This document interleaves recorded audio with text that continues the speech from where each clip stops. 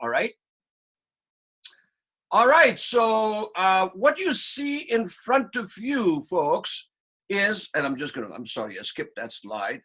The first slide, I want to give attribution, give the credit to Dr. Catherine Kinbond at Manchester Metropolitan University, who has been very gracious to put together these slides for the Academy. And I have been using these slides in my workshops and found them to be extremely valuable and very, very helpful. It's a very robust, well thought out approach to ABC of phenomenological analysis.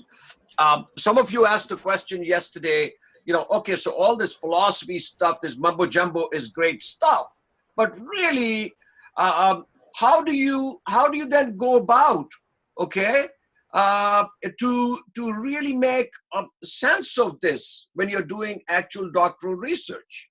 Okay. How do you put it into practice? Right? We can learn the theory, we can learn everything about phenomenology, we can learn about the philosophical giants of phenomenology, but what do we do? How do we move this forward into a deliberate turnkey process of doing phenomenology? But I just want to provide a cautionary note here. You're going to see some contradiction there between those scholars who use a very traditional phenomenological, even antique approach to phenomenology. That there's nothing wrong with the antique approach. But what they say is that phenomenology does not lend itself to a method, okay? It's a mindset, it's a process. So it's not a method. So they shun the concept, they shun the idea of a methodological approach to phenomenology. On the other hand, the contemporary researchers, such as Jonathan Smith and his folks and his colleagues and peers at Birkbeck University in London, they, in the mid-90s, started to really wonder. They were all psychologists, by the way, all trained, licensed psychologists, predominantly working in the health sphere. They said, okay, how do you take something so abstract, something so esoteric, something totally philosophical, and explain it to your students? How do you help students that are going to be doing phenomenology? And I hate to use the word novice, but we are novices when we get into research and we start to deploy and start to think about doing phenomenology.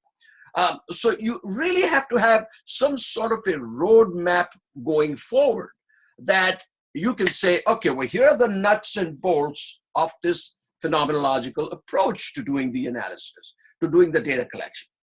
So they thought about this, they conceptualized, they worked together as a team, and they produced what is known today as interpretative phenomenological analysis. In the US, where I'm situated, they use the word interpretive, okay? And interpretative is used more in UK and other English-speaking countries in the Commonwealth, and of course, in India. So if they're one and the same, interpretative comes from interpretation, okay? So that is how this came into being, and there have been almost 300 to 400 studies, doctoral studies that have already been completed on phenomenological analysis. It's commonly known as IPA, okay? So just use that. So when I use the word IPA, I'm using the acronym to mean interpretative phenomenological analysis. Credit goes to Dr. Jonathan Smith, Larkins, and Flowers, all based in UK, okay? And I'll provide you the resources, citations, and everything else later, but let's get started with this. So the objectives, and I'm following this roadmap that Catherine has provided. Objectives is to situate IPA within the broader context of qualitative research. We all know that this is a qualitative research methodology, okay? And even though it's a qualitative research approach, it has a very unique approach, which I somewhat talked about yesterday, how it has its nuances, which make it so different from other qualitative research approaches. So please know that even though you're doing qualitative research, you are not doing the approach or following the approach or pursuing the approach of other qualitative researchers. This is a very, very unique methodology. So to introduce the theoretical underpinnings, I'm going to go with the theory really fast. I don't want to bore you with the theory, but you really have to know what are the foundational pillars of IPA. To describe the appropriate research questions, guys, I'm going to be spending the bulk of our time today on developing, talking about, looking at research questions. I have taken research questions from all of you, and even though I was not able to really consolidate each and every one of the research questions, what I've tried to do is to actually tap all, or if not most of them, if not all of them. All right, and we'll be talking about your research questions in a bit. So to describe the appropriate research questions, sampling and data collection methods, how do you go about collecting data? What is the process that you follow? There's a sanctity to that process. There's a integrity to that process, and which is what brings the structure to an otherwise highly unstructured approach, okay? So describe the analytic process to offer the opportunity to do some IPA, to offer some suggestions for emphasis in teaching. All of you, if not most of you, will be pursuing academia in some way, shape, or form, even though you may be joining industry after your FPMs. And by the way, Andrew, I forgot to mention yesterday, I should have mentioned that most of the people here today are pursuing their doctorates at a premier institute known as Indian Institute of Management. And we have folks from Indian Institute of Management, Ahmedabad. We have a gentleman, a couple of folks from, I believe, 2, 3, or 4 from Bangalore, which is the hub, technology hub, as you might have known, and also from Kashipur, Dr. Vimuri. So we are really enriched by this great audience and by all the great participants. We hope to learn together something today. So to offer some suggestions for supervising IPA projects. So down the road, folks, it is my hope that if you fall in love, hopefully you will, some of you will, with phenomenology, you will take it forward. And when students come to you for using a unique qualitative approach for a novel phenomena, you might tell them, hey, IPA is the way to go, and I can help you, I can coach you, I can help you understand the nuances and the complexities of IPA. So it is my hope that what I've started here and what you already have been engaged with at school, you'll take it forward. Don't shy away from the very esoteric slash complex slash dense feeling that you'll have as you do this. You might hold your head and say, what the heck have I gotten myself into? But believe me, you are going to really be fascinated with what comes out in your writing after you've done the research. Okay, so moving on, IPA within quality. So IPA is a qualitative approach. It's a specific qualitative approach. I don't want to get into that. IPA uses a very small purposive sample. Let me talk about that here, right? So you're going to hear your mentors and your faculty chairs and other members of your faculty and guides say to you, okay, so you want to do this IPA. What is IPA? What are the foundational pillars of this? And what kind of sample? How are you going to collect your data? So you're going to say, well, here's my research question, and I want to do an interview, an in-depth, semi-structured interview with, say, 5 or 6 participants, and they're going to look at you and say, 5 or 6 participants? Is that it, Garima? Only 5 or 6? Well, are you sure you're going to be able to get enough data? Well, folks, I have news for you. IPA does use small corpuses, small sample sizes. Why? Because IPA is an evocative and a very descriptive process that looks at phenomena linguistically, conceptually, and experientially. So each and every case, each and every participant's narrative is analyzed on those 3 levels. Now, some people don't do that. The people involve all 3 levels in their narrative as they're writing their studies. Others do break them down into conceptual, linguistic, and also whatever the approach, it doesn't matter.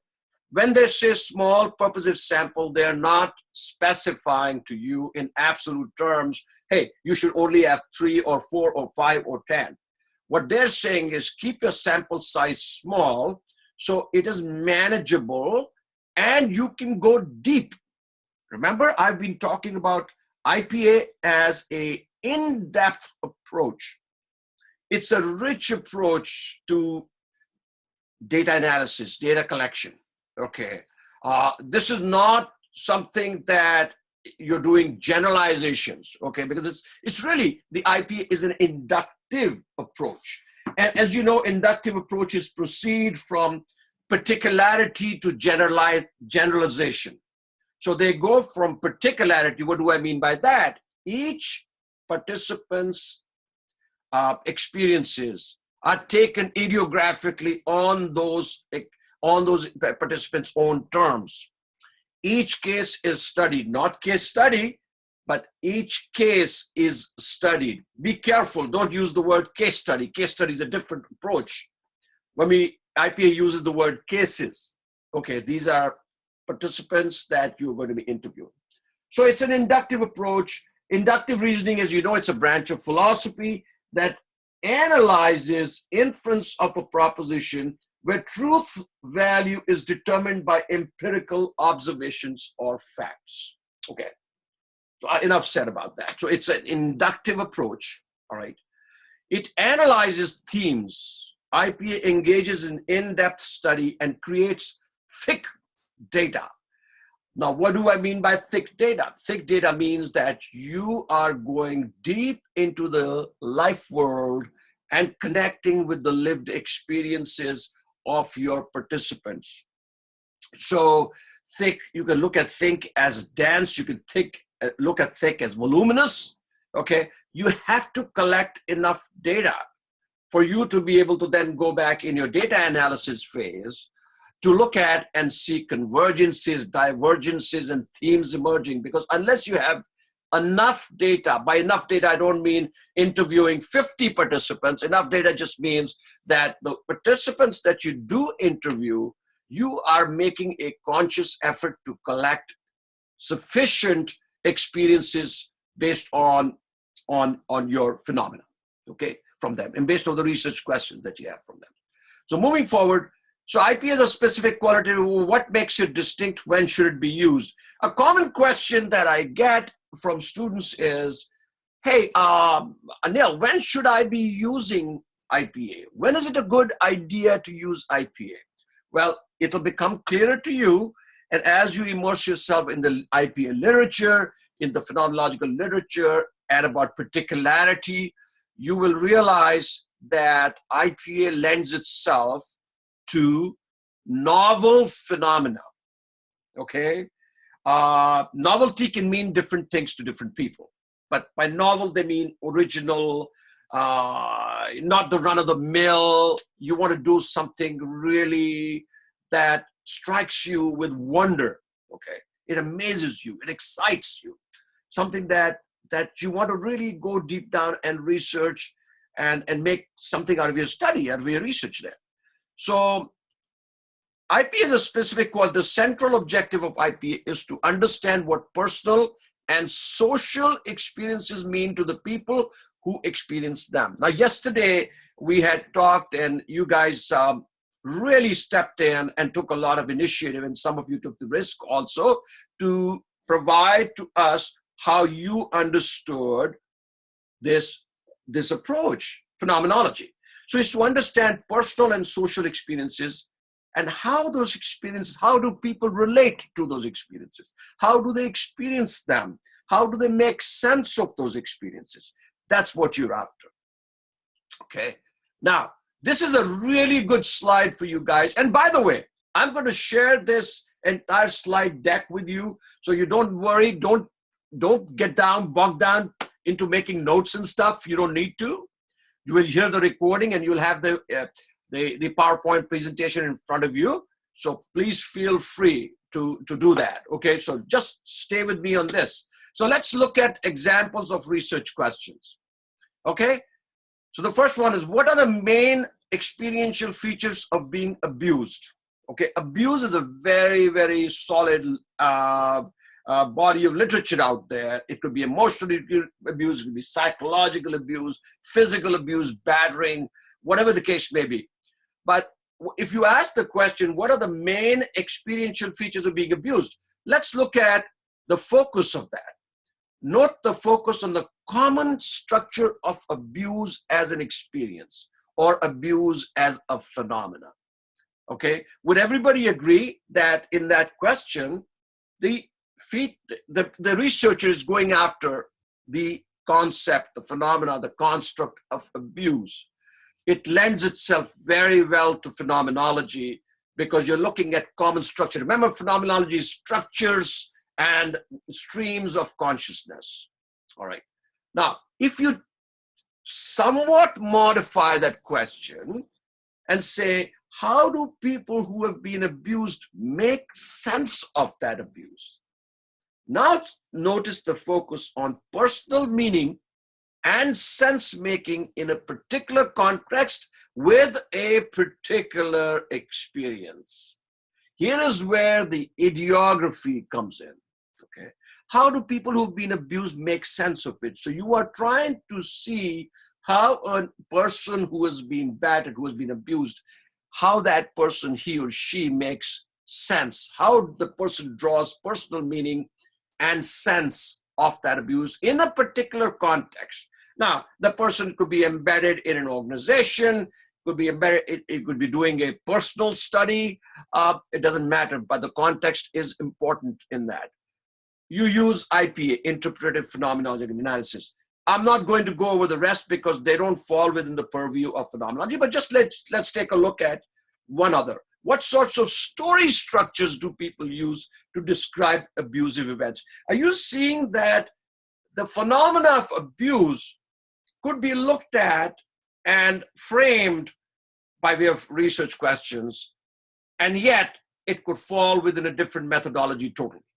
All right, so that could fall within narrative psychology, because note the focus on how narrative relates to sense making. Example, via genre, structure, tone, or imagery, correct? What factors influence people, what factors influence how people manage abuse?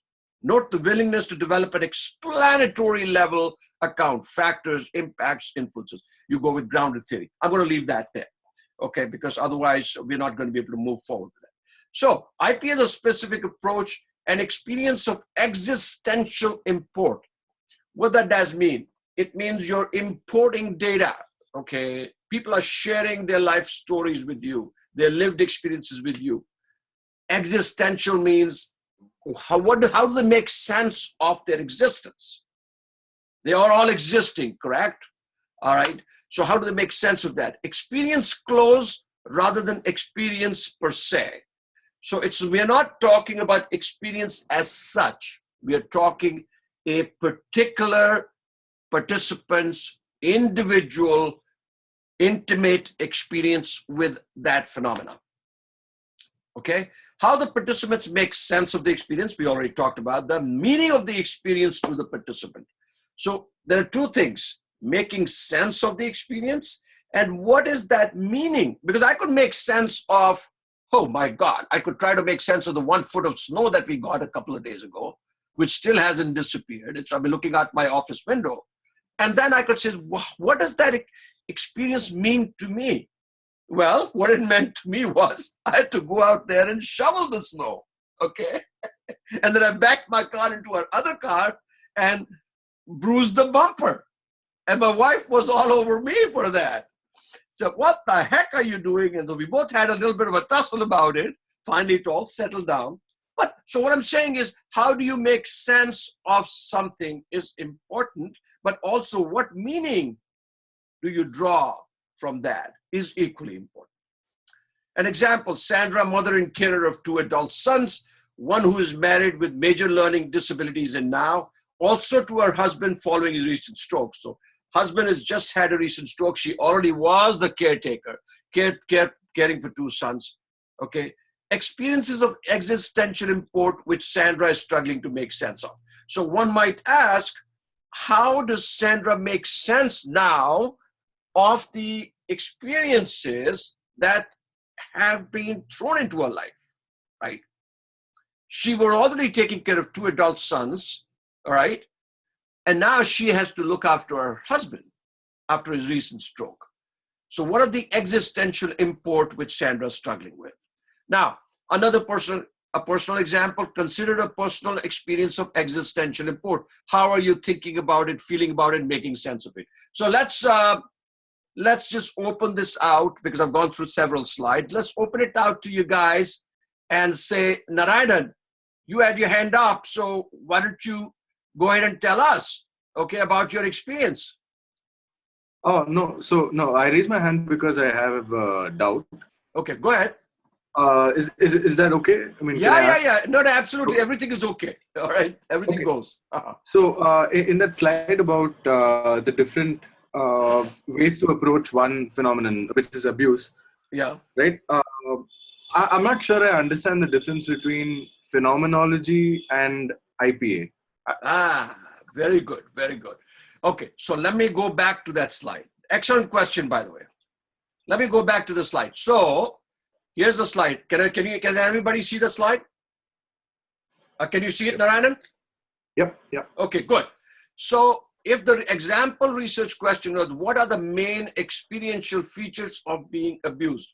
What are we really asking for in that question?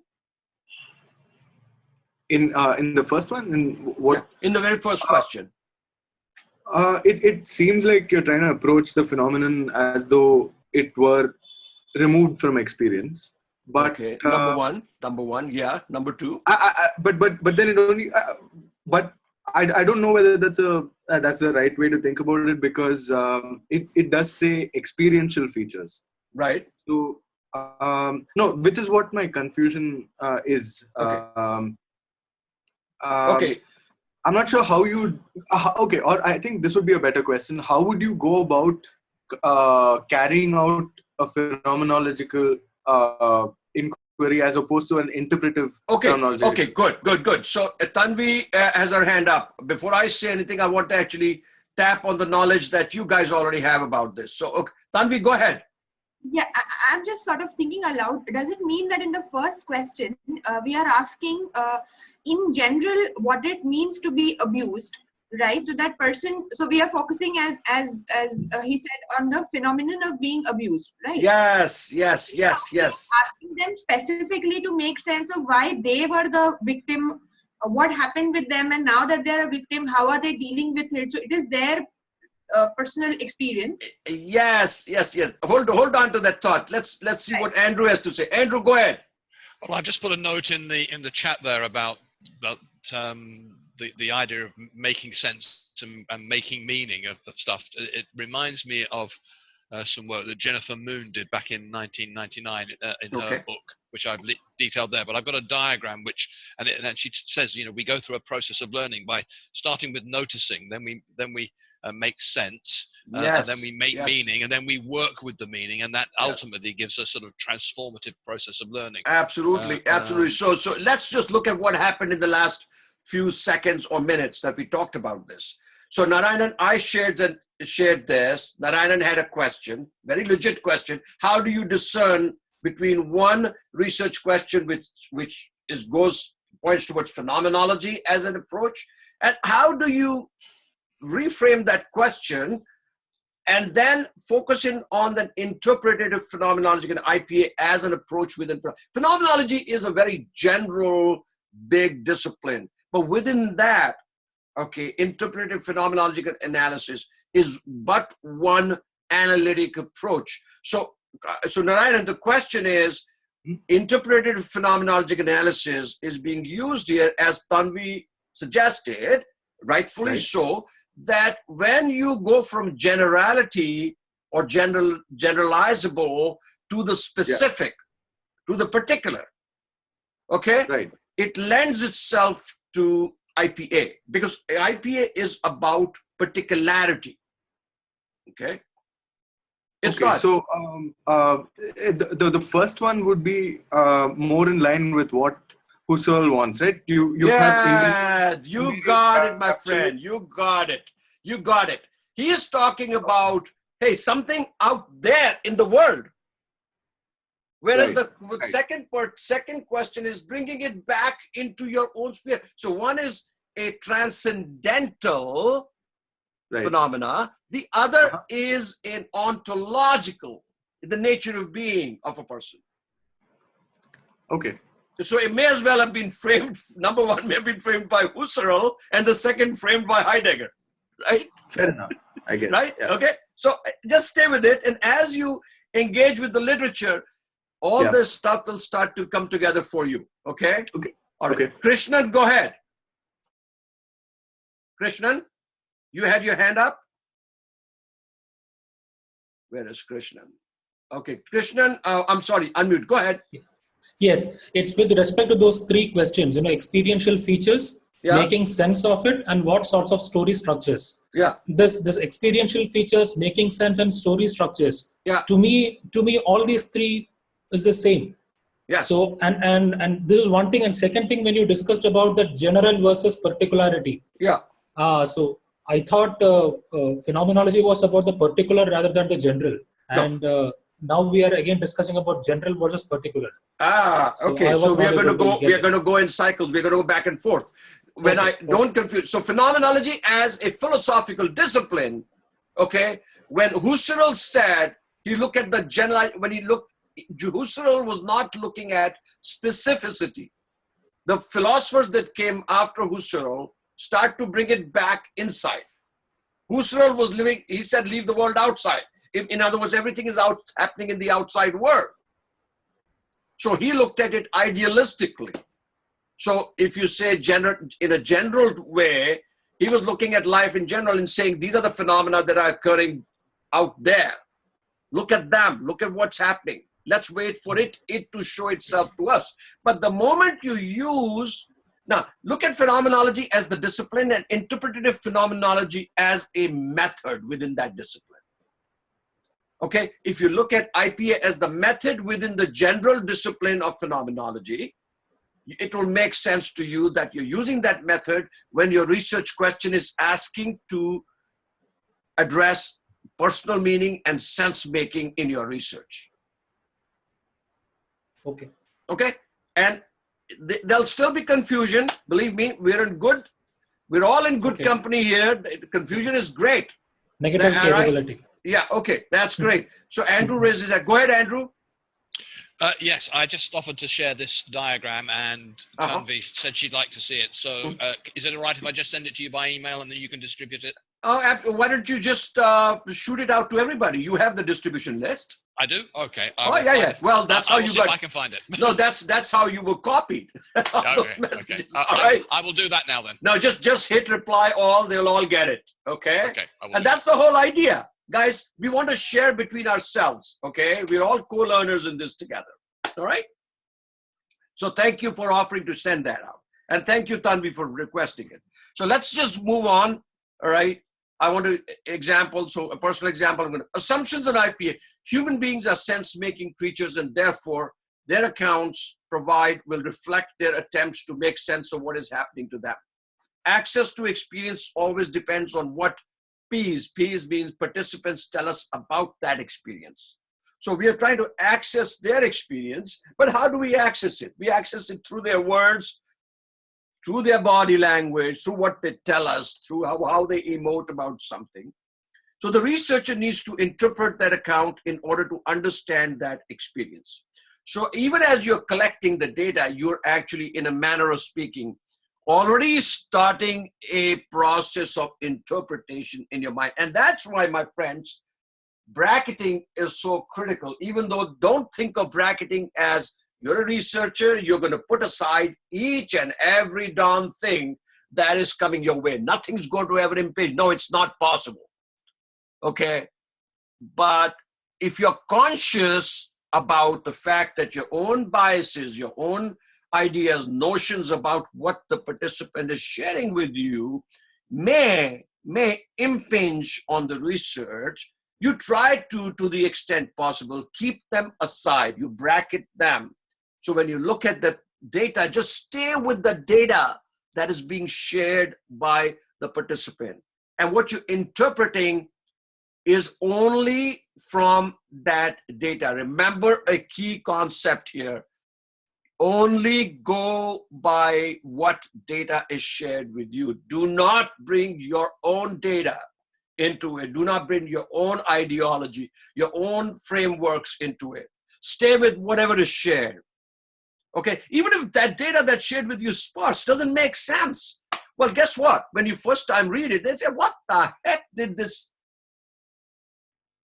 guy tell me? It's not making head or tail of that. I can't make head or tail of this. I can't make sense of this.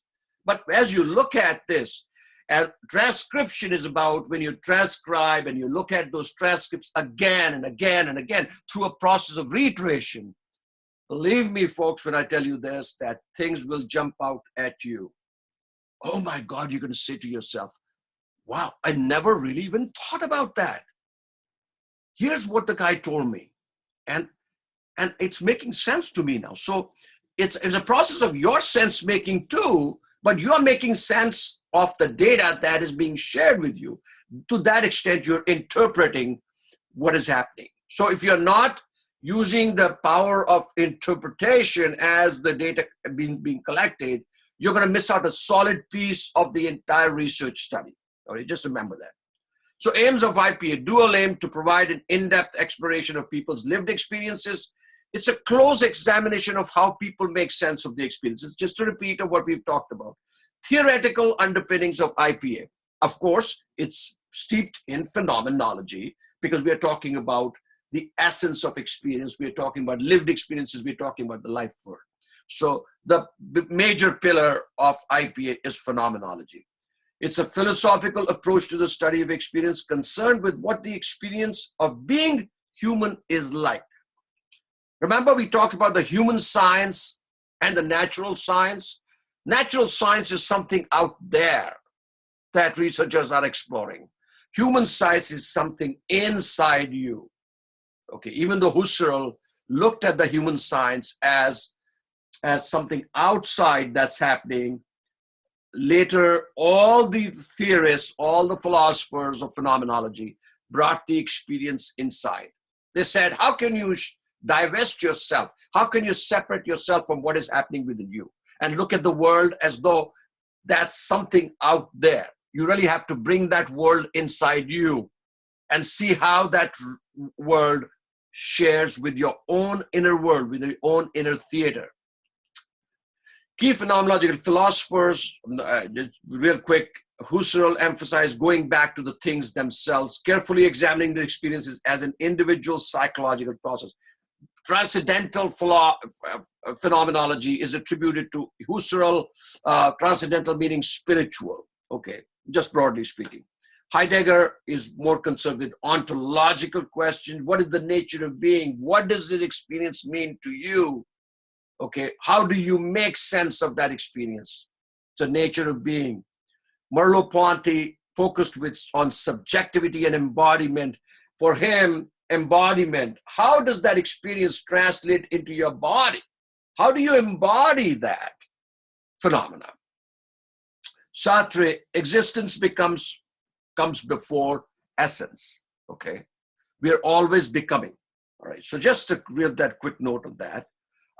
Theoretical underpinnings, second, hermeneutics. So first is phenomenology, one pillar is phenomenology. Second pillar is hermeneutics, the theory of interpretation. It is concerned with people as interpreting and sense-making individuals. So believe me, the participant in the study is also making sense, also interpreting through his or her own lens the experiences that she's narrating or he's narrating to you, the lived experiences. So they are making sense of their experiences, but when those experiences are shared and disseminated with you, then you start to make sense of the participant making sense of that experience, which we call double hermeneutic. Next slide. So the participants are trying to make sense of some experience that's happening in their world. The researcher is trying to make sense of the participants who are trying to make sense of the world. And of course, I add a triple to that, because the person who's reading or will be reading your doctoral studies someday will be making sense of you as a researcher. And on that, I just want to say a pivotal keynote there. Your study, if the proof of the pudding is in the eating, as the English expression goes, all right? So if your reader is not in the throes of some excitement as the person is reading your study, if the reader is not connecting with that phenomena or the essence of the phenomena through your writings, then you have wasted 6 or 7 years of your life. Yes, you got the PhD, but really, if you're writing a phenomenon, now other approaches is fine, but for phenomenological studies, if your study does not speak to that reader, especially a phenomenologist, and they can't understand, can't connect with what it is that you're sharing with them, you're not doing a great job of writing. So that's why they say about 70 to 75% of your entire phenomenological study is about writing. Okay, data collection is great, data analysis is great, summarization of data, thematization is great, but really your writing is what brings it all together. Okay. Ideography, I've always talked about that, focus on the particular rather than the universal or general, which also answers why one question fell in the realm of phenomenology, and the second question fell in the realm of IPA. Okay, all right. So Andrew, just hold your question for just 1 second, sir. Okay. So relating to the study of the individual who's seen as unique. So each individual is seen as a case, very unique person. Ideographic studies work at the individual level to make specific statements about those individuals. All right, basic principles, it's an inductive approach. Ideographic assumes agency to the individual. Individuals actively interpret their experiences in their world. It is concerned with understanding individuals' experiences and how they make sense. Somewhat regurgitation of what we have already talked about. It is data-driven, bottom up, prioritizes participants' accounts. One of the most important things is what is being shared with you by the participants. This makes it so unique as an approach, okay? Because guess why it becomes, the lived experiences of participants become so unique? Because in this approach, it's a pre-theoretical, pre-reflective look. In other qualitative researches, you are constantly drawing on theory, you're drawing on constructs to make sense of what's going on. So you're going in many different directions. Here you're focusing specifically on the individual experiences.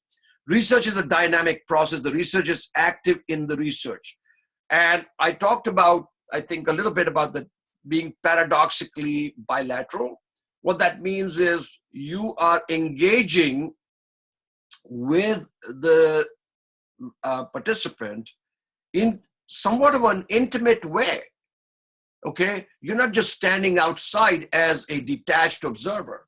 You're engaging with that, but you're not making it your study. It is always the participant's lived experience that you're narrating or talking about. Open exploratory questions you're going to ask, and I'm going to come to that in the interview schedule. Focus on significant issues in life, identity, sense of self, hot cognition and cool cognition. You'll hear that in IPA. Hot cognition is current issues, emotive, dilemmatic, means emotionally laden material. Remember I talked about pathos yesterday? Okay, ethos, pathos, and logos. Ethos meaning the ethics, pathos meaning the emotion, how you're able to have compassion, emotion, tenderness, this sensitivity to approach.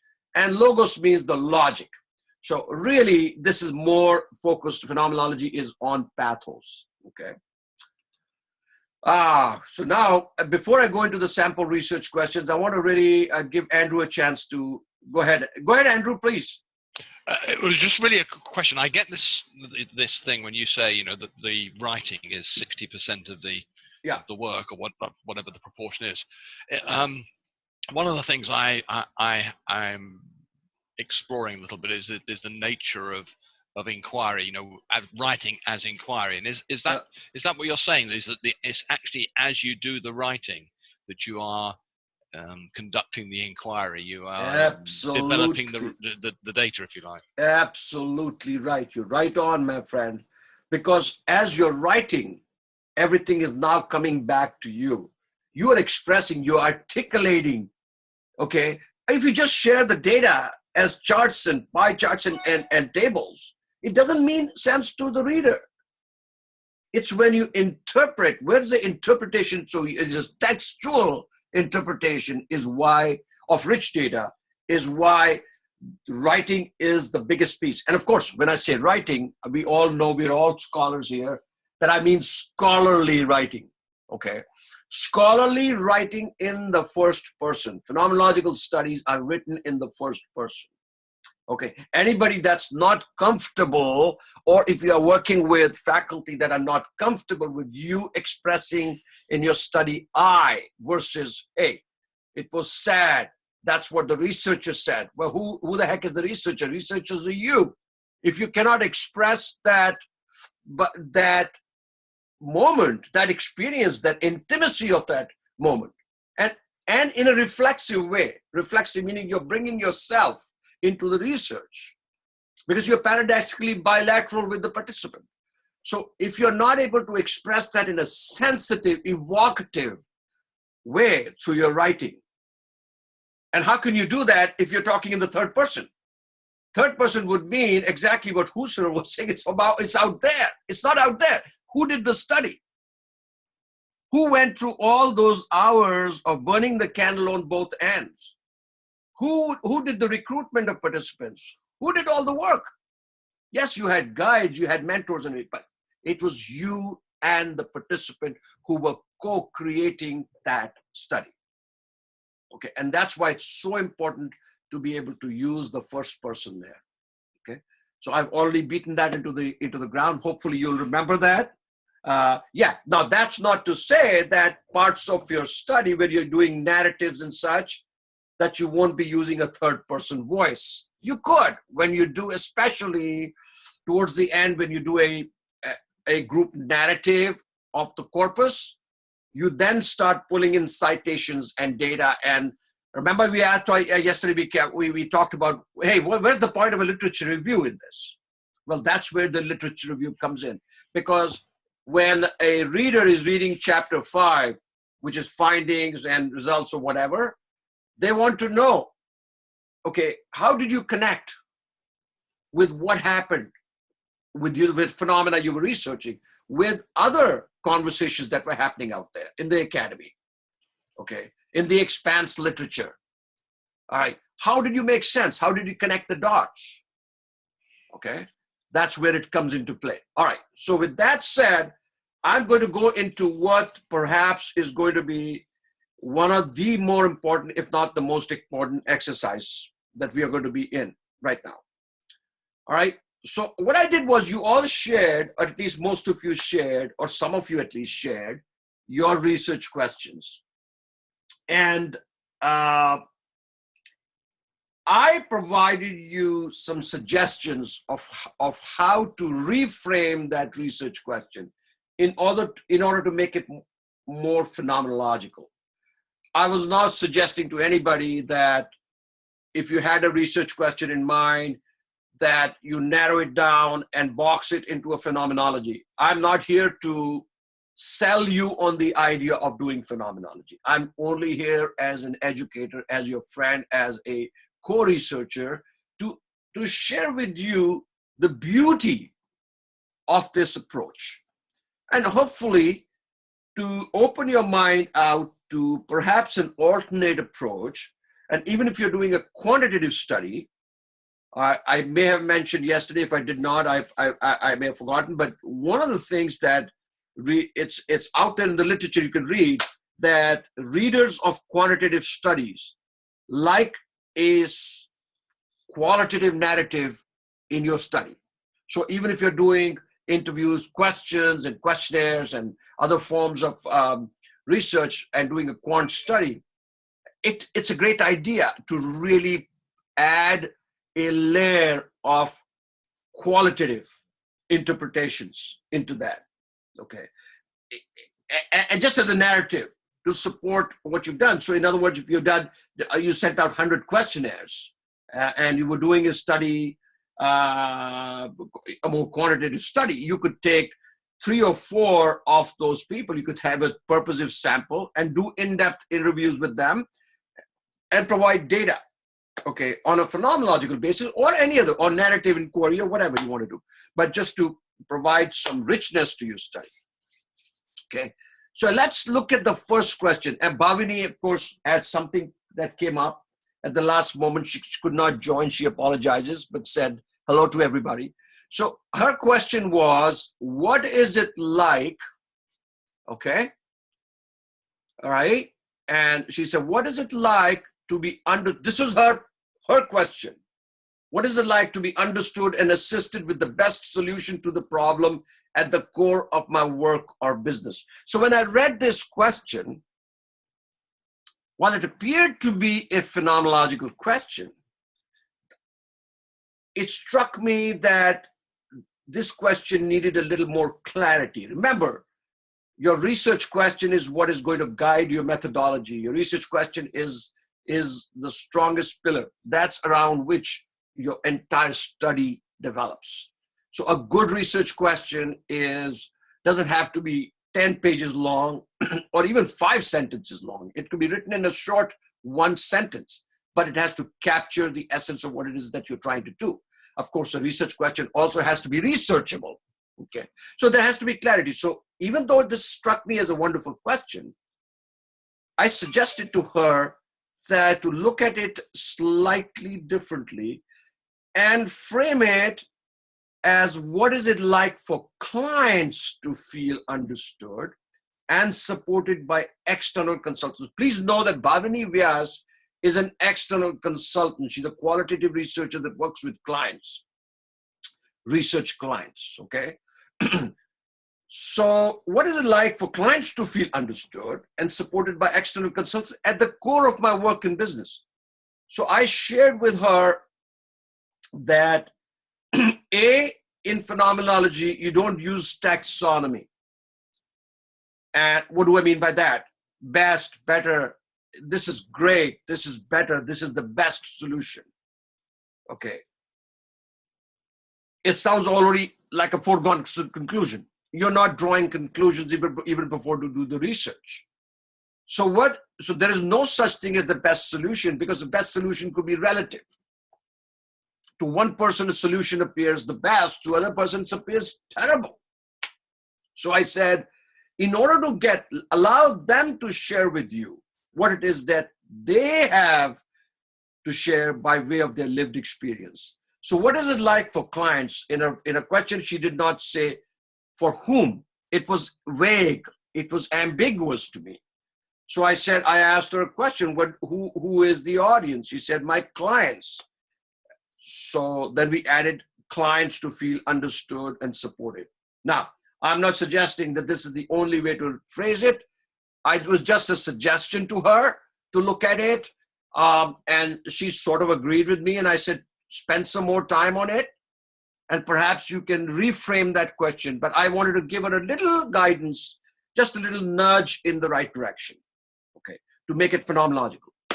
Then Tanvi, of course, who's here, shared with me this is her question, how do the perpetrators of incivility at the workplace describe their behavioral triggers for instigating such behaviors? Now, I'm going to turn it over to Tanvi because I shared something with Tanvi, and perhaps Tanvi can help us understand whether it made sense, what I shared with her, or not. Okay? So go ahead, Tanvi. Right. So, Dr. Bill, it made a lot of sense. So what basically he asked, for the benefit of others, what he asked me to do was that to look at the phenomenon that I was studying. So rather than just sort of adding 2-3 other things to it, so I am trying to study instigated incivility. That is, basically rudeness from the perspective of the person who initiated it. So that was one. And so you mentioned that using the word perpetrators could be an issue, but that is what general literature has used. Okay. Yeah, so when I plan to interview others, obviously I would not call them that, you are the perpetrator, but it still remains a question as to how I find this particular sort of data set of people who have been accused of being rude. So the suggested question tells me that if I ask them in terms of their impulse or what drives them to behave in such a way, it might make them open up more to answering. That's one. Thank you. And the other thing is, when you call, remember guys, that your research question is one piece of it, because you also have to recruit a sample, right? So when you have to recruit people, if I want to stay true to my question, I would have to really recruit people who are perpetrators of incivility, or at least either professed or tacitly. So how do I then go out into the world and say, how do I identify a purposive sample of people who are perpetrators? So I can look at them as perpetrators, Tanvi. They may not think of their behavior as anything to do with perpetration.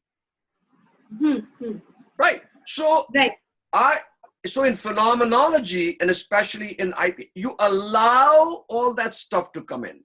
Don't put the words already into, and by the way, these are just research questions. This is not the research question that you're going to share with them. Okay? So you're sharing with them something. When you send them the informed consent form, you're sharing them that you are looking at blah, blah, blah, and you give them a little summary, because they need to know what it is that they're being recruited to study with you, right? So, so when you put in too much verbiage into your question, you load your research question with too many things, and then the other issue was, I had a slight issue with the behavioral triggers, which sounds very psychological. And phenomenology, even though the jury is still out of that, is it a philosophy or is it psychology? Well, guess what? It's both. But in our questions, you try to stay, because remember, we are doing pre-theoretical. Okay, we're not trying to bring in, we're not trying to, because the moment you introduce behavioral triggers, it's a very psychological phenomenon. Okay, now, as a researcher, at some point in time, like down the road, when you write your study, okay, you may look at that in your narrative when you do the final chapter 5, and you may look at the literature on behavioral triggers that's out there, and you may try to make some sense, because remember, you're interpreting their lived experiences. But I would sort of like steer clear of putting too much psychological mumbo jumbo into the question. No offense meant, okay? Because you're trying to get rich evocative data from them. Let them say to you, hey, you know what, Tanvi, is interesting you say that, because I've been told by my bosses that you're instigating this damn thing in the workplace.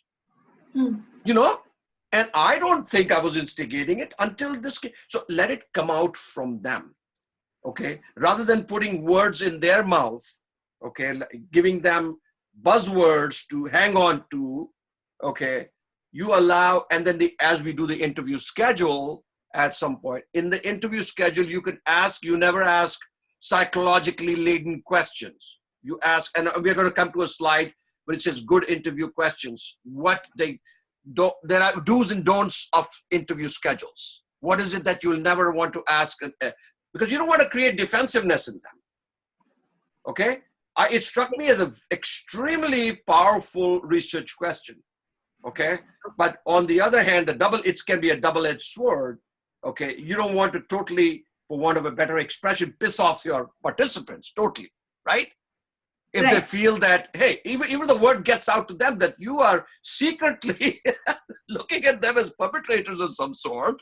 So you have to modify, you have to really look at, and by the way, this is not the be all end of it. I am only making a suggestion. So my suggestion was, and it may sound very lame compared to your research question. I said, how do employees make sense of their uncontrolled impulses that seem to precipitate incivility and destructiveness? Now, the reason I said seem to, because I don't want to come across as saying there's a cause-effect relationship going on there, okay?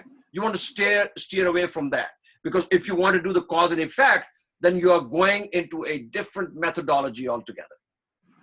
You're not doing phenomenology. In phenomenology, you're trying to make sense of their uncontrolled impulses. You might say something like, hey, you know, to share with me a time or an experience when you just felt so, got such a high out of that you felt so upset, so perturbed by it, and that you could not control it. And what resulted from that? What did you do? What did you say? So you open that out to them to share rich data with you, okay? All right, so that's, so does it, by the way, this is just one perspective amongst probably 10 you'll get. But if you're doing a phenomenological study, I would steer away from that.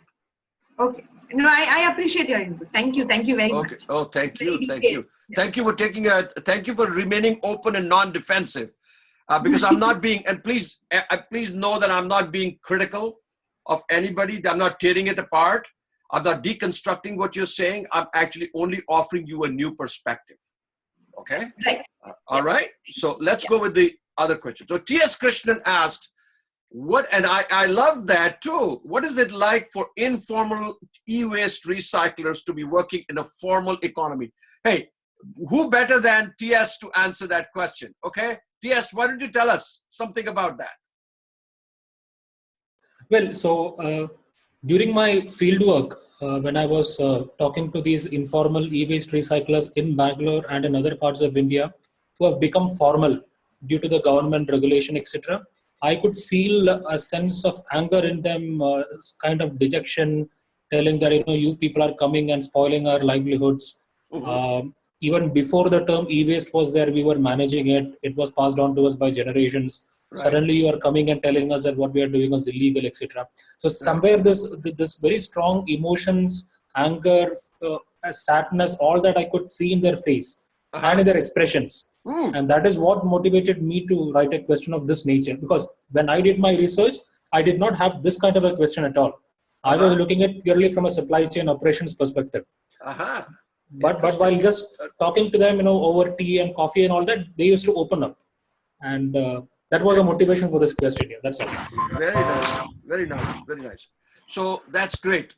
Then, of course, Anukriti, I don't believe Anukriti is here. So, but out of respect for her, I don't want to skip that question. So I'm going to go with that question right now.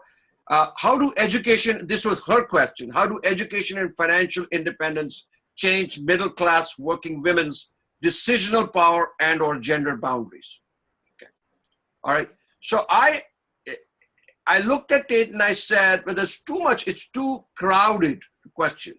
Too many things happening inside that question. Okay. And it didn't sound to me as though it was really phenomenological, because it seemed to me as though there was an assumption there that education and financial independence somewhat changed the middle-class working women's decisional power and or gender boundaries. So I said, don't create a cause and effect. Phenomenology is not about cause and effect. It's not about it seemed to me as though there was a hypothesis there. And phenomenology is not about hypothesizing. It's not about validating, hypothesizing, refuting, making claims, allegations, suppositional stuff. Okay. You steer away from that. So I said, how about we rephrase it and say, how do educated and financially independent middle-class women make sense of their gender identity and decision-making power? So when you craft it in that way, you elicit data to come out. You allow them to share with you how they feel. What is it? What are the lived experiences around that? And you may realize that it opens up, it almost covers, even though you wanted a cause and effect in your mind. But remember, you have to bracket that. if you're putting it in the research question, you're not bracketing cause and effect. And cause and effect is very theoretical, okay? So you bracket the cause and effect and you just simply ask that question. Yes, financially independent and educated, very important aspects, so I could not omit those. Middle class women is very important because you're going to be drawing a sample from middle class women. And how do they make sense of their gender identity and decision making? All those things were important there, so I could not cut out the gender identity because gender identity in her original question is important too. She asked about gender boundaries. So I said, rather than ask about gender boundaries, which can create somewhat of a vague, they may feel perplexed by what is it that you're really asking me. So identity, the moment you say identity, it changes it. Everybody can sort of relate to that. How's my identity as a woman, okay, being affected by the fact that I have been educated? And so let it come out phenomenologically. Deepak Mohan, who's here. Hi, Deepak. So your question was, and by the way, I put a little spin on this and because Deepak and I didn't have a chance to go back, I didn't get a response from Deepak yet. And Deepak can correct me if that is not the direction he was going to be going in, and that's fine. We can certainly modify. But Deepak asked a simple question of what is it like to join a top college that has English as the medium of instruction when you've yourself studied in a vernacular medium college all your life. So I put this here because it appeared to be meant to be a very rich question. And I said, wow, it may be interesting to see, okay, what is it like to be accepted at a reputable university or college for doctoral studies that has English as the medium of instruction when you have previously studied in a vernacular medium school. The reason I put the doctoral studies there is I wanted there to be specificity there in the context. What context are we talking? Are we talking about elementary school? Are we talking about secondary school? Are we talking about higher ed? What are we really talking about? And what I sent to Deepak was, I actually even mentioned something like, what is it like to be accepted at a reputable university or college such as IIM-Ahmedabad for doctoral students that has English as the medium of instruction where you have previously studied in a vernacular medium school? It's a very, very compelling, very powerful, incredible question. So Deepak, I want you to share with our group here. What is it that you were really trying to uncover there? What is the phenomena that you're looking at? This comes from my experience prior to joining IMA. Is it your personal experience, first of all? Yes. Okay, yes. guys, thank you for sharing that. Thank you for your transparency. I didn't want to go there and assume that it was you. No, not personal in that sense that I have been a Hindi medium student, but I was working with students in grade 11 and 12 who were from, say, financially poor backgrounds. Okay. A lot of them were preparing for engineering entrance examinations, in fact, all of them. Okay. And I found a lot of good students who were struggling just because of their poor English. So I had experiences where in an exam they were struggling, like the mock test they were giving. Yeah. And during that they asked, Bhaiya, what does this word mean? And once I told them that in their language, which is Hindi, they were like quickly within seconds, oh shit, and they solved it like that. And they're still facing this problem when they are in IITs or in other colleges or other good colleges. So from there it is coming. Yeah, so excellent. I think it's a great question. So you can, of course, reframe it whichever way you want. If they're not doctoral, you can just say for higher studies rather than doctoral study. You can say because higher studies could mean doctoral studies, engineering, medicine, whatever, right? Yes. So they're brilliant academically, but they may find a challenge when they're working in a predominantly English mediums university. Yes. Okay? Because you have to be able to express yourself. Okay, especially in today's day and age, you really have to have because English is the common language that's being spoken. So your English has to be good, because if you're writing in English also, your scholarly writing also has to come through there. Okay, yeah. So that's great. Narayanan Gopalakrishnan had a very, very interesting one. Okay, Narayanan, why don't you share, my friend, with them? Because I was a little, I didn't know how to really look at this, because my own experience has not been with that kind of concept. So why don't you go ahead and tell us a little bit about that? Okay, so this is something I only started thinking about recently. So it's actually a really simple question. Dark art, dark humor is something that most people, the contents of dark art aren't what people want to happen in real life, right? Can you talk about what do you mean by dark art? Yeah, okay, that's a tough one actually. I mean, so I don't mean horror movies, because I think dark art is distinct in that it doesn't evoke only emotions, but there's a cognitive element also associated with it. So right. You pointed out in your email that there's hot cognition and cold cognition, right? So hot cognition is cognition that's loaded with emotion, and cold cognition is just, just cognition. Cold cognition would be more introspective, more statesman-like, more contained, mature. Not mature. Mature would be the wrong word. More cognitive, let's say. More well, in a way, it is.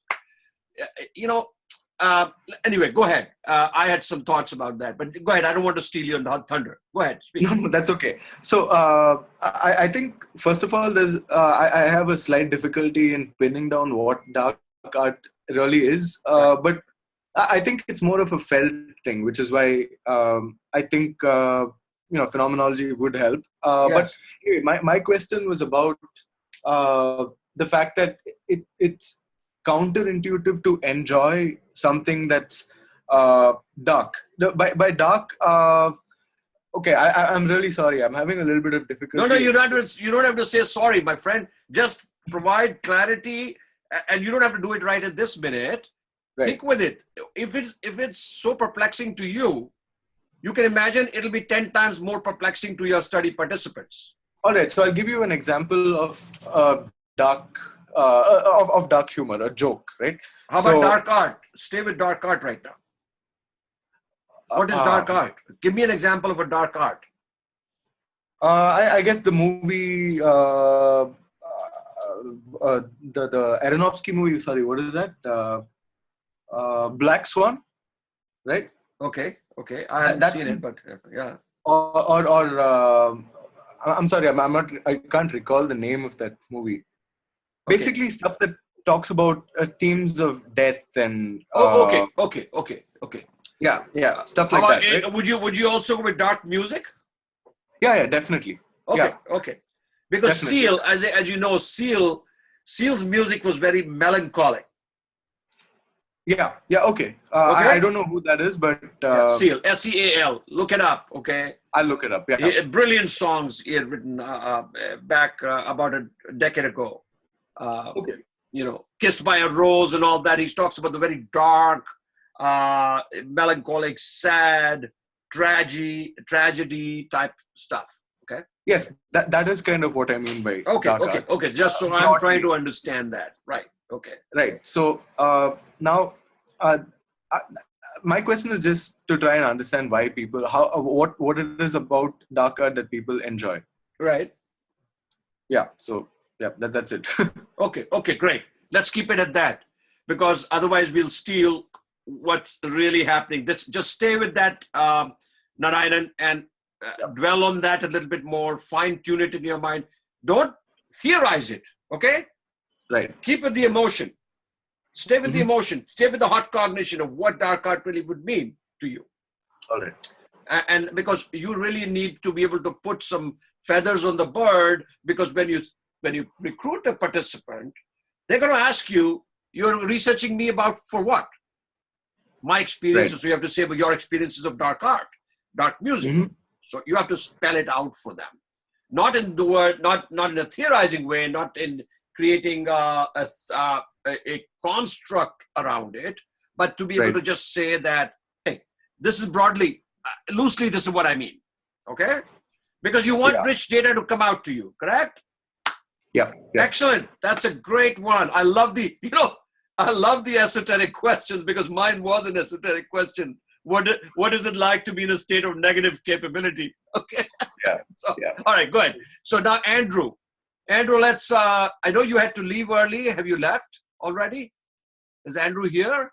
Okay, Andrew's gone. Yeah, I know he had written to us that he had to leave. I have to leave now, so I wish you well. Early departure. Okay, so Andrew's question was, how can European or North American educators encourage and promote an inclusive participative pedagogy among adult educators in the developing world? And my comeback to Andrew was, first of all, there is probably a tacit assumption, and not that Andrew is working with that bias. I'm not suggesting that. But in the way the question was framed, there's a bias there that how can European or North American educators encourage and promote an inclusive participative pedagogy? It sort of assumes that European and North American educators have a certain style or a pedagogy that is more inclusive than other educators working in the developing world. So the moment that happens, okay, there's a new tension that I'm not saying that it cannot be studied phenomenologically. It can be. And then I said, on what basis are you saying that? So I wanted Andrew to, so if Andrew was here, he would probably have thrown light to that. But it's an interesting sample of a question where we can have an unconscious, I hate to use the word biases and prejudices, but an unconscious perception that European, North American, Australian, Western, Scandinavian educators they're all in one group, and adult educators in the developing world are somehow on another camp. And that to me is troublesome. Okay, not troublesome because I am of Indian origin. I've spent 30 years in the US, okay? And yet there is something about that question which needs to get reframed, because it's a powerful question. But the way it's been stated can throw off. Now, if you wanted to do a quantitative study, if you wanted to do a study using a different approach, that's fine. But it doesn't lend itself to phenomenology. And this is a workshop about phenomenology. All right, enough said about that. Garima Kimani, how do inclusive organizations and institutions lead to institutional excellence? This was Garima's question, and I wanted to throw this back to Garima and have her tell us about this. Go ahead, Garima. Yeah, so this question actually emerged to me while I was involved in a term paper on the course that I had taken called Institution Building. Right. And in this, I tried to explore the links, underpinnings of what links inclusivity to institutional excellence, because it is comparatively less explored. Right. So that's why I wanted to know how can we study it phenomenologically as an experience. Right. And going by your suggestion, I do think that it's again a hypothesis is involved in it, so it's more a reductionist approach rather than looking at it from a phenomenological angle. Okay. And I don't know if you got a chance to look at my response. So I had presented another question which involved an experience aspect to it. Yeah, I was flooded with emails yesterday, so I could not look at that. But I'll be very happy to brainstorm that with you. And hopefully through this process of going back, iterative process, we can come to some sort of a phenomenological understanding. But I would like you to think about what is your phenomena that you're after. Okay. In this particular question, which is on screen? Okay. We are only going by this question. Remember, this is the only data we have to go by. Okay. Right? Yeah, so inclusivity would be the phenomenon. And who would you be researching? Whose lived experiences are you after? So basically the excluded one, the say women employees or the disabled, I mean transgender, Interesting. So you want to LGBT, etc. wait, but Yeah. you want to, if you're researching inclusivity, Yeah. you're researching inclusivity not from the standpoint of people that feel included. You're going to be researching inclusivity from the point of view of people who are excluded. Excluded. Correct? Yeah. Ah, very interesting. Yeah. Very, because there's a tension there. There's a hot cognition there. I love that. Great job. So let's massage that question a little bit more.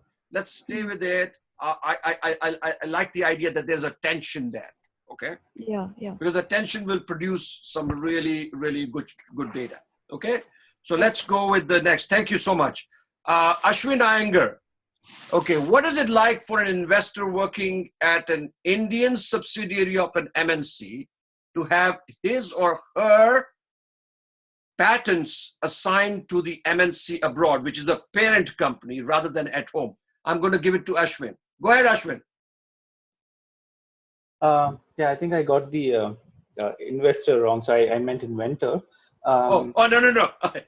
Maybe you wrote inventor. I wrote investor. So inventor. Yeah, sorry, guys. Cool. Maybe my mistake.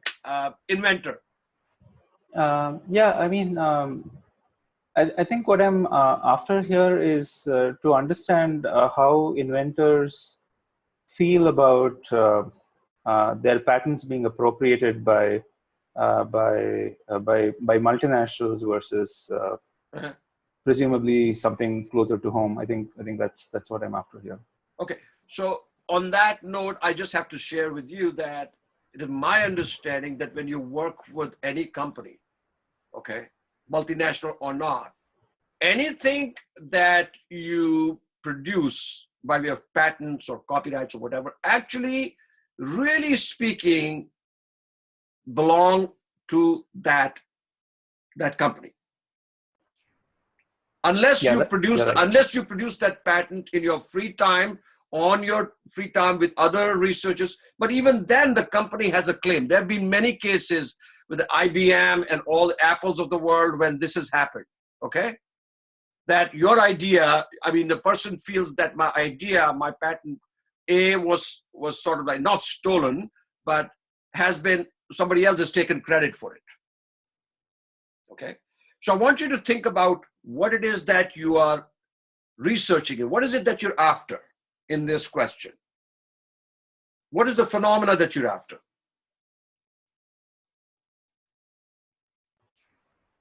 So what I had noticed was that, so for example, if there's an engineer working in a US subsidiary, he's working in India for a subsidiary of a US multinational, I noticed that the patents are generally assigned to the US parent. Whereas, so let's take the example of IBM. So an IBM engineer in India who patents the patent seems to be going in the name of IBM in New York. But the IBM engineer who's working in Tel Aviv in Israel, so that patent is going in the name of IBM Israel. So I was wondering if there's some kind of like national or some kind of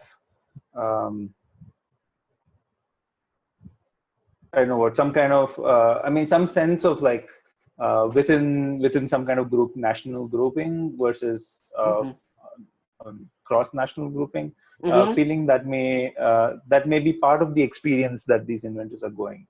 Okay. So what I would really encourage you to do, Ashwin, is to ruminate about this a little bit more. Okay. Look at the challenges, look at the opportunities that this kind of research presents to you, and whether what you want to research lends itself to a phenomenological approach, or perhaps you want to look at a different approach to do this, because we don't want to make it one size fits all. Okay, phenomenology, we're doing phenomenology, but phenomenology may not be the answer to that research question. So try to reframe your research question and see what it is that you're really trying to understand? Are you trying to understand the experiences broadly speaking? Because to me, when you're saying inventor, first of all, in order to do this research, you will have to find many inventors, or at least the number of inventors that you want to research, who have had this similar experience. Do you know of inventors who've had similar experiences of having their patents being assigned abroad rather than in India? Yeah, I do. Okay, good. So that's the first step, because you really need to get enough data then. Okay.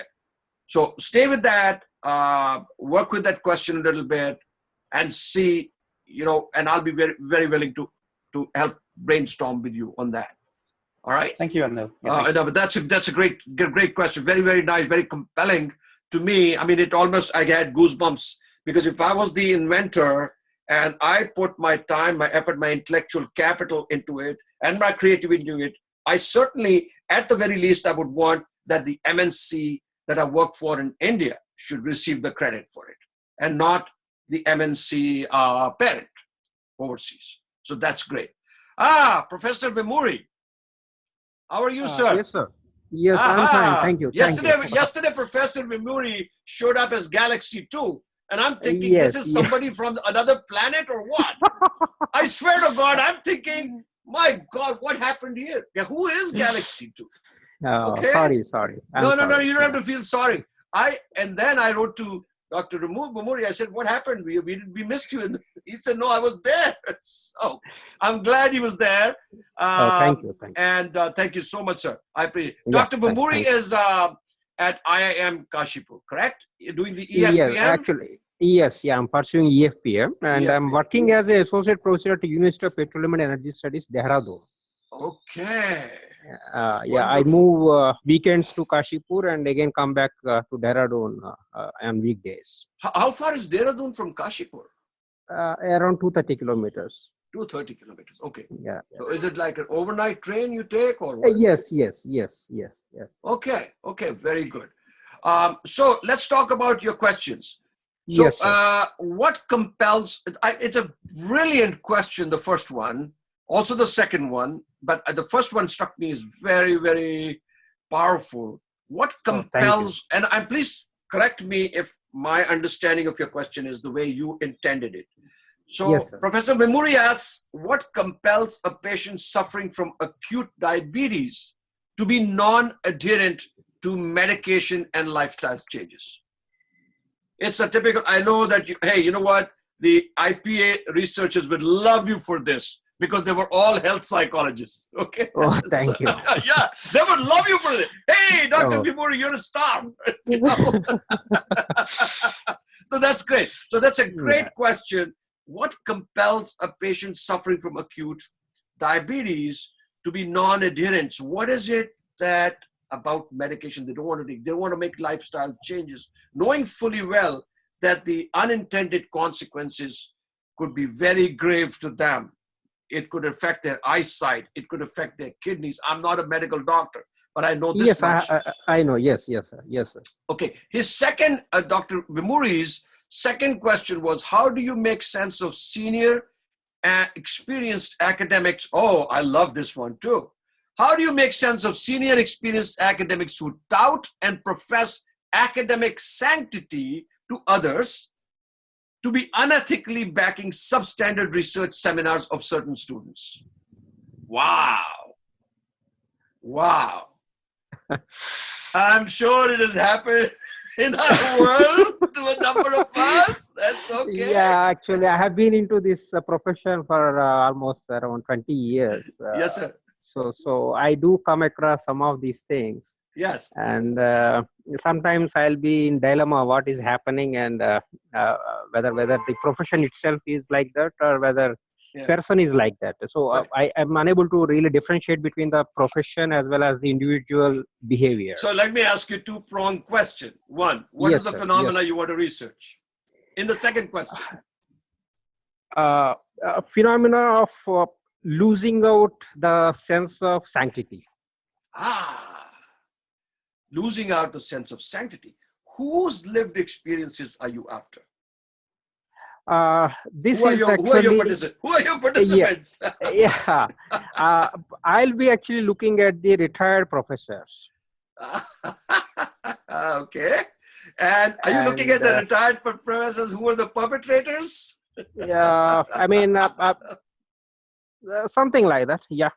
Maybe Or I will not be looking at more than 2, 3. I'm because I do not have that much. No. But no. Look at only keep it small sample. Yes, okay? 2, 3 and only. do a qualitative phenomenological narrative on that. 2 to 3 yes, maximum. Sir. So yes, you're sir. saying that you will pick professors who have had this experience, or you will pick professors who have had this experience of other professors doing that?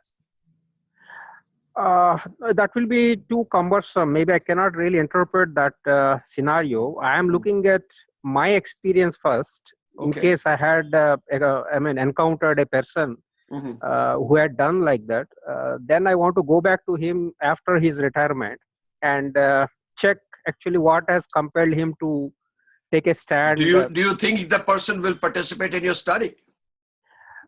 I suppose so. Okay. So you want to understand 70, yes, 75%. I'm little, confident that's he will okay. open up. No, that's very, very, very, very powerful. Okay. Interesting study. It could be. I'm here to help support you, fine tune that question. Do the interview schedule with you if you like. Help you with that. It could be whether you go with question 1 or I would say question 2 would be so powerful in academia, because we've all we've all been there, done that. Look, at the end of the day, we are human beings. We have our likes and dislikes. Okay. I love some of my students a little bit more than I love my other students. So is it possible that unbeknownst to me, sometimes I've shown some nepotism towards a student? Even though I may have doubted. Actually, it happens very, very easily. Very commonly. I have seen. My God. Exactly. Yes. It happens very commonly. Anyway, wonderful. Thank you. So we are moving on. Planning an IPA project, sampling. Small sample sizes, I've said that. Case by case. Idiographic approach to analysis. Number of participants. Now, here's a question that comes up. Dr. Bell, how many participants should I really have? So the number of participants depends on researchers' commitment to the case study level of analysis. What do I mean by that? I mean, you're time bound, right? You cannot be in the PhD or doctoral program forever. So there's a time boundary and your own capacity for doing analysis. Because I did analysis of 14 leaders. Actually, I had 15, a corpus of 15, and 1 dropped out because she did not want to be part of the study, and I took her out of the analysis. But the 14 people generated, and ready for this, about 300 pages of data. That's a lot of data to go through. So I was initially, when I was doing my study design, I had approached my committee and I said, I want to do only 5 or 6 or 7. And they said, oh, are you crazy? You're not going to get enough data. Well, guess what? Now that I'm looking at 300 pages, I had to put pages all over my office so I can look at that every day and see common themes. Now, some people use software and Vivo and all that to look for common themes and emergent themes. I did it myself. I use it the laborious way. I did not subcontract to anybody. I did not find a contractor to do my transcription. Transcription is a very tedious job. I actually used a software called InkScribe, which is very easy, very nominally priced for students. Get the student version. You can import your recordings into that, and you can play back the recording. You can make it faster, slower, and on side-by-side transcribe in that same screen. Okay, so if you want more information on that, I'll be happy to provide you. So the richness of the individual cases, you're not after quantity, you're after quality in IPA. Okay, it's not a hit or miss thing. Decisions about comparison and contrasting cases. Okay, the pragmatic restrictions one is working under. Data collection needs to focus on experience and recognize multiple influences on that experience. Planning an IPA project, research tool, need to collect detailed stories, thoughts, and feelings. Very, very critical, okay? So need to collect very detailed stories, very thoughts, and feelings. Semi-structured interviews are most often used. Semi-structured means there's a structure that you have an interview schedule, but you're not going verbatim. Each and every question is not asked exactly the same way. However, you can ask that same question in a different way, but you're really expected to go through all those questions. And with every question, there's a prompt, okay, which is going to prompt you, or you use it as a prompt in your interview. If somebody's straying off course, somebody starts talking about something totally different, you don't want them to feel that what they're talking about is totally unrelated to what your question was, but in a very tactful way, you bring that person back to where you wanted to go with that. All right. And sometimes that's hard, sometimes that's easy, but you really need to do that. But other methods have been used. So semi-structured interviews are not the only ones, but they're most commonly used. You can use postal questionnaires, you can do email dialogue, you can do focus groups. I do a whole segment on focus groups, which is beyond the scope of our bootcamp today because of the time element. So I'm not going to go into that. But planning an IPA project, constructing the questions, open, expansive questions to facilitate a detailed account of the experience being investigated. Very, very critical. As critical as the research question is, how do you follow up in your study and create a research or an interview schedule? What kind of questions, how many questions to ask? How pointed should the questions be? And I'm going to go to the next screen when we'll talk about those questions. Minimum input from the interviewer. You're not there to have a chit chat over coffee with that person. Let me repeat that. You're not there to have a chit chat with the research, with the participant. You are there for a very serious purpose. Your input should be minimum. If you are talking more than them, then you are really bastardizing the study. Okay, you're debasing the study. Start with a question which allows the participant to recount a descriptive episode. Okay, so ask them a question which will lead that person to talk about something descriptive. What was it like? Can you narrate an experience when this happened? How did you feel? What were some of your thoughts? How did you make sense of it? Move to more analytic questions later on. So keep descriptive questions first, analytic questions later. Example questions. In your schedule, you could have a descriptive question. Please, could you tell me more about what you do in your job? Narrative. Can you tell me about how you came to get the job? Structural. What are the stages involved in dispatching orders? Contrast. In that interview schedule, you could have a mix, an assortment of different questions or kind of questions to elicit rich data. Evaluative. How do you feel after a bad day at work? Okay. Circular. How do you think of your boss? What do you think your boss thinks about how you do it on your job? Comparative. How do you think your life would be if you worked somewhere else? Okay. Prompts. Can you tell me a bit more about that? Probes. So prompts, probes, all this stuff is great to ask. And Smith, and by the way, there's a bibliography at the end, so you will go. If you get that book, Interpretative Phenomenological Analysis by Smith and et al. It's a wonderful book. You should have Max Vannen's book, Researching Lived Experience. You should have Max Vannen's book, The Philosophy or the Phenomenology of Practice. Okay, so those are great resources to have. What not to ask? Over empathic questions. Oh, I can totally understand how you feel.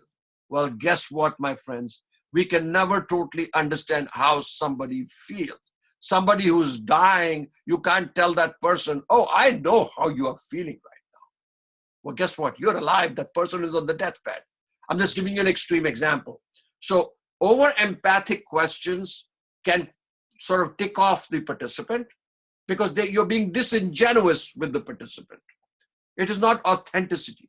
You can ask them, you can empathize for their situation, but you are not there as their counselor. You're not there as a psychotherapist. Okay? Manipulative questions. You've described your job as repetitive. Is it even worse than that? You don't want to throw data into that. You don't want to throw wrenches into your own study and make your study far more complicated. Keep your questions as objective as possible. Leading questions. So I don't suppose you would say your job is rewarding. Don't put words in their mouth.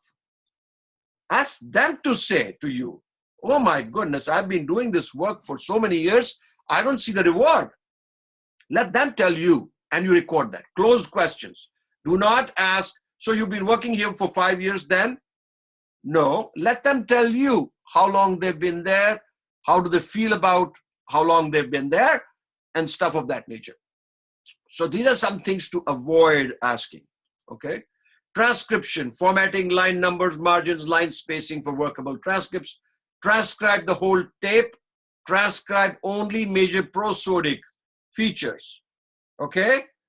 Size, laughs, interruptions, and overlaps, not lengths of pauses. So if there's a pause, you don't transcribe and write, oh, there's a long pause there. Just go with prosodic elements, size, laughs, interruptions, okay? Anonymize as you go. You're using pseudonyms, my friends.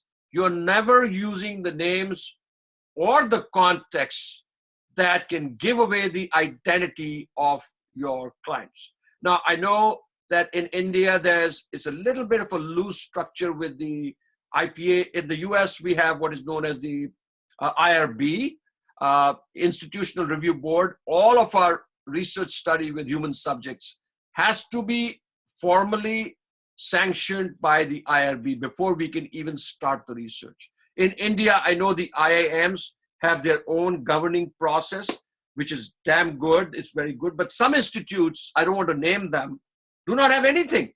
People are going out there and trying to do research with LGBT communities without any sort of informed consent, without any form of governing or regulation.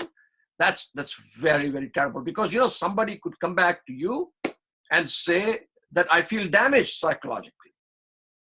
Okay, you never took my permission, and now you're putting it all in your research study, and people know, because it's such a small community of LGBT, even though you did not name the person, that person, somebody put two and two together and said, oh, you're talking about Lakshmi.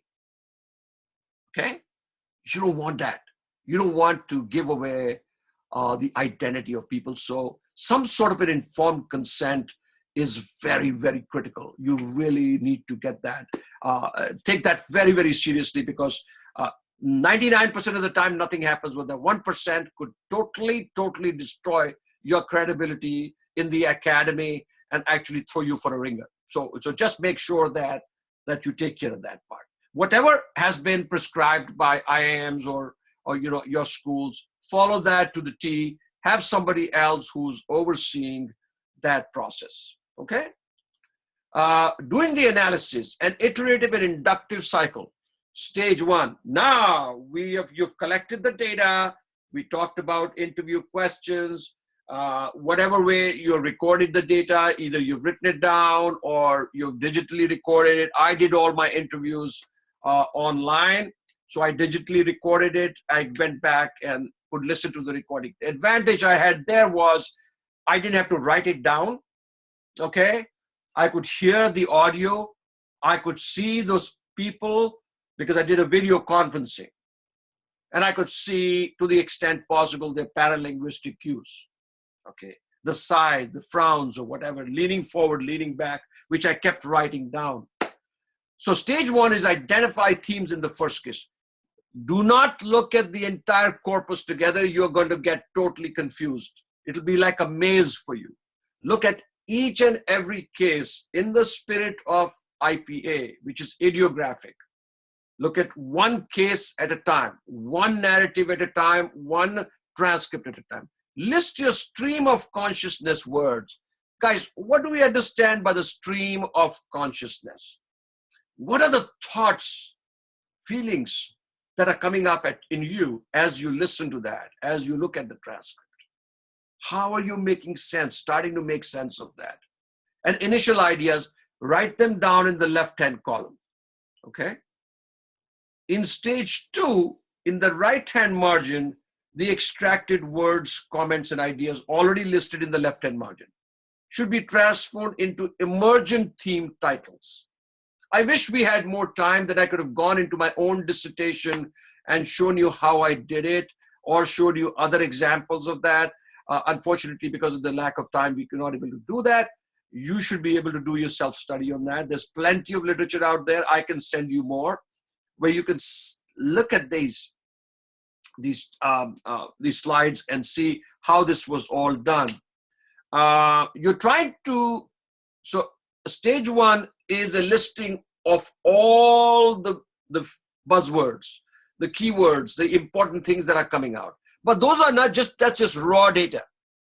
When you make sense of that, you write emergent themes that are coming out in the right-hand margin. Now, whether you do one in the right and other in the left, or other in the left and that in the right, that is your preference. But you're trying to condense, you're distilling, you imagine this all going through a funnel, and you're distilling it, and you're trying to get the distillate out of this. So the emergent themes are there. List 3, the emergent themes separately. So list the emergent themes separately to the transcript and examine them for connections between them, and also themes which are not convergent. So do not just look for linkages or likeness or similarities that mirror every participant's comments. Look for divergences also. So this clustering of themes should be checked against the original transcript to ensure that they hold true. We have a concept in phenomenology, and especially in IPA, it's called the hermeneutic circle. Hermeneutic circle is a part as it relates to the whole, and the whole as it relates to the part. So you have to keep going back in an iterative cycle to look at how one person's account, one person's narrative, person means participant's narrative, how it relates to the whole narrative, and how the whole narrative relates to one person's narrative. Okay, direct quotes from the transcript should be attached to each theme. So you're not taking the entire verbiage that they shared with you. You're taking some important themes that came out, some important verbiage that came out, to sort of signify, to demonstrate, and for the reader, and for your chair, and for your faculty members, that you've actually extracted from the actual transcripts to make sense. Because remember, you're also making sense of all this data, okay? Theme cluster stage 4, compare the emergent themes to see which share commonality, or again, which contradicted each other. So you have now done 10 participants. You've got the emergent themes that have come out, right? You're looking at the emergent themes and seeing which have commonalities and which have differences. Then you look at the entire corpus, and then you formulate superordinate themes. Superordinate themes are, so you are through a process of winnowing, you're making it narrower and narrower. Remember the distillate?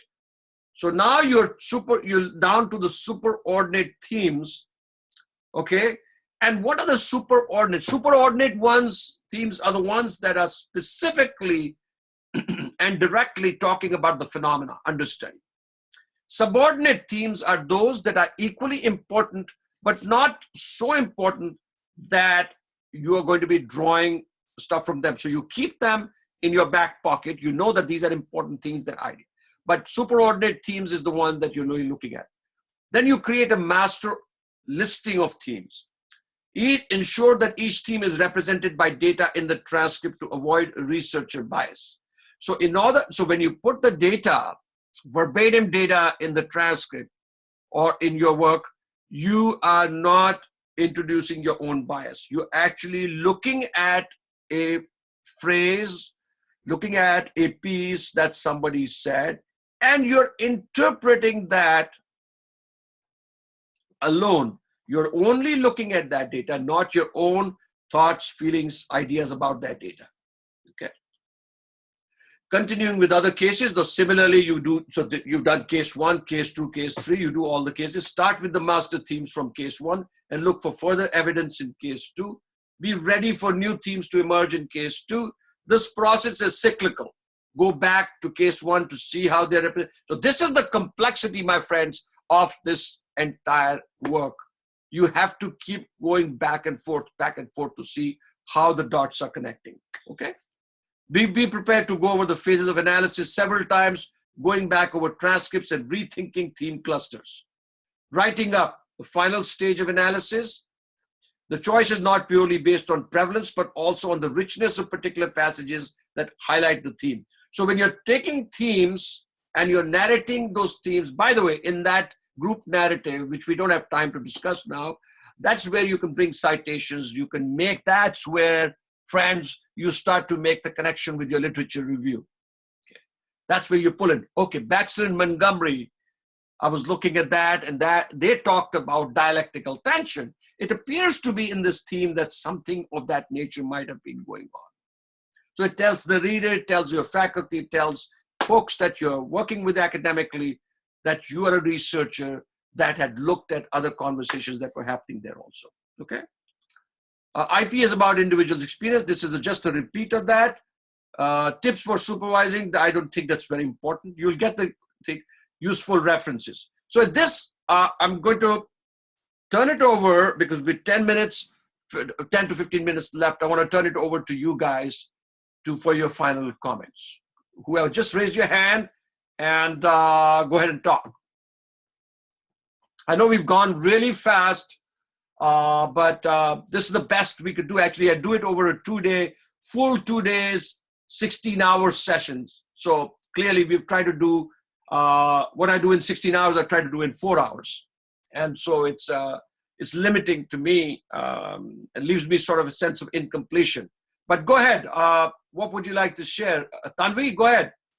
Dr. Bell, I just have a very basic question. Yes. When we're talking about the sample size, yes.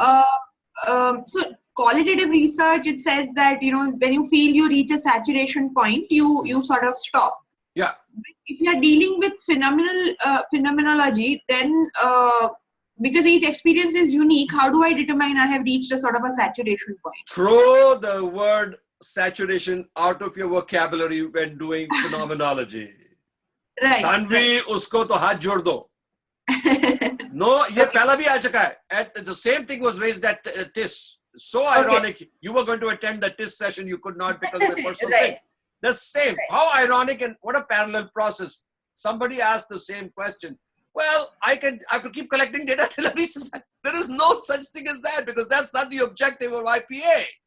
Right. That's not the objective of phenomenology, to do some absolute study till you find the result, because then you're assuming that you're looking for some result.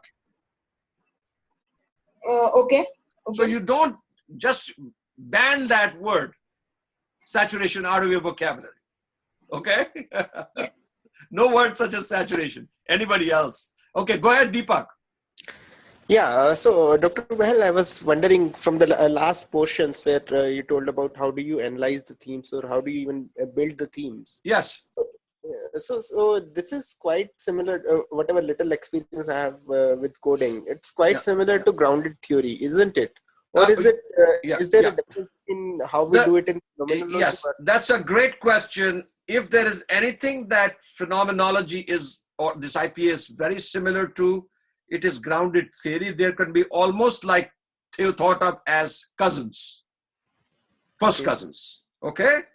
But the kiss of death comes when we start to think of phenomenology as grounded theory, because grounded theory is a totally different philosophy. Okay. Grounded theory, and I would highly recommend that you read the work of Sharmas, Kathy Sharmas and Bryant, and of course, Strauss and Glaser. Okay. I'm sure you've read that. So, so grounded theory is about you don't start with any bibliography. And here also you don't start with anything. But here you've done a literature review. Here's the big difference. In grounded theory, you don't start the literature review at all. You don't look at literature first. The literature arises later once you've developed some theoretical ideas, some notions, some paradigmatic frameworks that are coming out of your study. And then you go back and look at literature and see what are the commonalities, what are the things connecting there. And then you create a bibliography there. In phenomenology, your bibliography is already being created as you do chapter 2. Okay, but I'm giving you a simplistic answer. It's actually more complicated than that. And you and I can discuss off channel. Okay? Okay. Offline, I can definitely share with you. Okay, Garima, go ahead. Garima, go ahead. Oh, go ahead. Sorry. Yeah. So you had mentioned that this whole exercise goes futile if at the end of it our writing doesn't connect with the reader. Yes. So if the reader doesn't feel what exactly the participant had felt when he or she was living that experience, so then it loses the purpose. So now, but each one of us has a writing style, and we are also trained to write in a particular way, for the journals, in order to get published. Now, how do you break that this thing? Okay. First of all, that's an excellent question, but let me give you some clarity. When I say that the reader, if it doesn't speak to the reader, I am not saying, because this goes through so many different levels and layers of complexity. What the reader has shared with you by way of life experiences, I'm not saying that you have to, as the researcher, provide the exact same. You'll never be able to get into the mind of a researcher or of a participant, can you? No, right? Not really. Right? You are a different person. You are interpreting the experience through your own lens, right? But what I'm saying is, the reader of a study, why does a reader read your study? Because the reader first reads your abstract, correct? Correct. Right? Otherwise, why would the reader spend 3 hours, 4 hours on your entire study? Exactly. Right. So reader reads your abstract, feels very compelled. You're doing a phenomenological study on whatever phenomena. Your phenomena was inclusiveness. Okay. You're doing inclusive. I'm going to be. I've talked about the phenomenon of inclusiveness, and by the way, in your abstract, you are saying few words, but those few words capture the essence of what you're doing. Okay. So if I'm intrigued by your abstract and I read the abstract, and then I said, oh my God, I started reading the study. Where is that phenomenon of inclusiveness? This has gone all haywire. Yeah. Okay. So I'm not saying you're not there as an investigator, as a reporter, as a journalist, that you have to report the exact thing that happened there. You're only reporting your interpretation of how you made sense of the phenomenon. The reader is interested in the richness. A phenomenologist comes to your study to connect with the richness of the study. Okay? Yeah. They want to see how you made sense. 20 other people writing on the same phenomena may make totally different sense. But why is one reader so intrigued by one study? Because that study is rich, it's evocative, it's full of pathos, okay? It's bringing your researcher reflexibility, transparency, authenticity. It generates something in the researcher, into the reader, okay? So another question that I have is regarding the double hermeneutics approach while analyzing. So how do you gel both the participants' interpretation and yours? Double hermeneutic is not an approach. Double hermeneutic is just happening, my dear. Yeah, during our analysis, when we have collected the data and when we are analyzing it. No, double hermeneutics is only a construct to say that the reader, you as the researcher is making sense of the participant who's making sense of a phenomena. Yeah. So even though you're making sense of the phenomena, because that's why you're studying this phenomena, you're making sense through the eyes of the researcher. I keep saying research. Eyes of the participant, correct? Correct. Yeah. How is the participant making sense of that phenomena, and then sharing with you, and then you are making sense of the participant making sense of something. Okay. So that's what the there's a double hermeneutic really means in lay terms, double interpretation. Okay. All right. Okay. Thank you so much. I appreciate it. Okay. Go ahead. Who had that? Krishnan, go ahead. Yeah. Hello. Yes.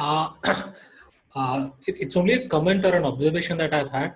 This idea of interpretive phenomenological analysis, I'm really not able to get the essence of what is unique about this approach, because I find that the key ideas of this approach are very same in any kind of qualitative research for that matter. For example, you have some kind of conceptual frameworks, and then you do some interviews, and even the interviewing techniques are the same, whichever Smith has mentioned. Yes. Even if you take a standard business research methods book, you find the very same interviewing techniques. But the pillars, the foundational pillars on which IPA rests is different from other qualitative approaches. Okay. Yeah. The methodology, technique, I agree. Theme analysis, coding and all, this is not something that's called. No. Yes. I totally agree with your observations. In fact, it's an incredibly nice observation. However, the nuances change because of the pillars on which it rests. Okay. Even when we say hermeneutics as it applies to IPA, it's a little different than the interpretative paradigm. The interpretative paradigm is a whole new literature by itself. Okay? Okay. But how you interpret, how you make sense in IPA, in phenomenology, is different because you are going with a foundational phenomenological approach. Okay, I'll keep chewing on this idea. Please keep that. Chew my brains too. Sure. I'd be love to engage with you on that. Okay, That's what good researchers do. They don't accept it for just for the heck of it. Okay. You have to be you have to be sold, but you have to be comfortable in your mind that if I'm doing IPA, why am I doing IPA? Why don't I just do narrative analysis? Why don't I do discursive analysis? All right. Okay.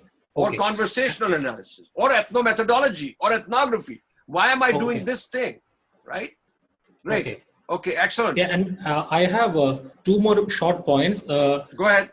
Can I address that now? Or you can address it. Okay, one thing is this, while the respondents or the participants in the study are describing their experience. Yes. So what I was thinking is the language in which they describe the experience, wouldn't that be very important? Because, for example, if I talk to a person in Bangalore to describe some experience and all that, he would be better off talking about his experience in his native language, in vernacular language. Absolutely, and why not?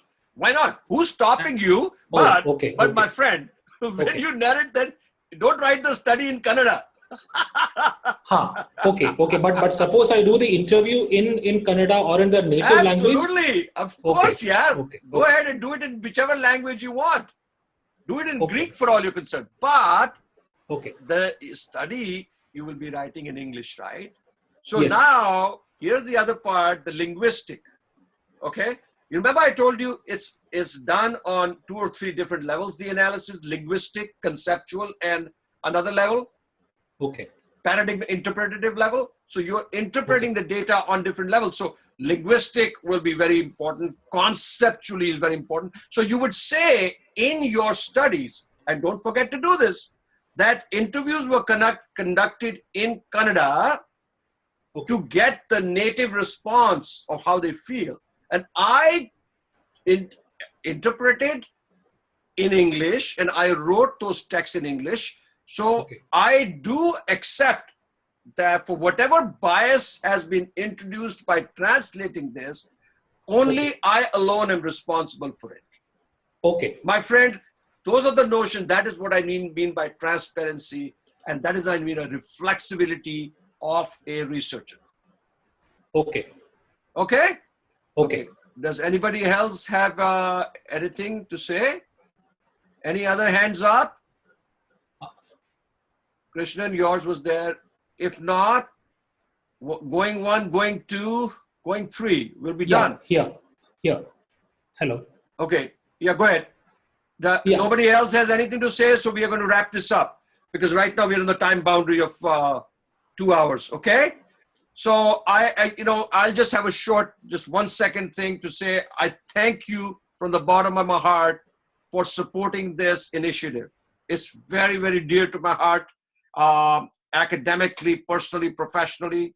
You've just been awesome. And the way you have interacted with each other and with me has just been amazing. And the time that you spent into these, taking out from your precious evenings, I know you could be doing something else. You could be doing your work. So I really appreciate this. We will create the recordings, upload them to the YouTube channels, and I'll send you the information. All right. So thanks again for your time, and good luck to you in your research. Hey, this doesn't mean that the boot camp is done, so that now it's all over. I hope that you can continue this channel of communication with me. All right. Please feel free to send me your questions, send me any ideas, thoughts you may have. I'll try to provide you my perspective on that, and we will take it from there. All right. Okay. Thank you so much. And I really appreciate, and I do have to say a special thanks to Tanvi for putting this word out at IIM-Ahmedabad, and somebody else put the word out. I know it's T.S. Krishnan put the word out at IIM-Bangalore to his colleagues, and hopefully I'm coming back to India in May for a academic tour, and hopefully I'll get to see you all, okay, in person, if your IIMs agreed to doing the workshop there. All right, so appreciate it. Have a great night and take good care of yourself, all right? I hope to see you soon at your graduations, all right, whenever that's going to be. All right, bye.